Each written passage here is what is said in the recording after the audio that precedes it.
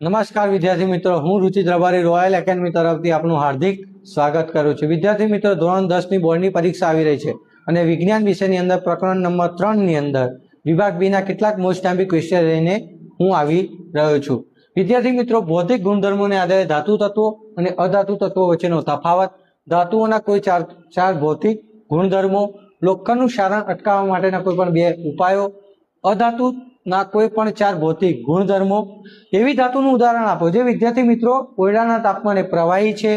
જેને છરી વડે આસાનીથી કાપી શકાય છે તેવી ધાતુનું ઉદાહરણ આપો, જે ઉષ્માના વાહક છે તેનું ઉદાહરણ આપો અને જે ઉષ્માના મંદ વાહક છે તેનું ઉદાહરણ આપો। શા માટે સોડિયમને કેરોસીનની અંદર રાખવામાં આવે છે તે સમજાવો અને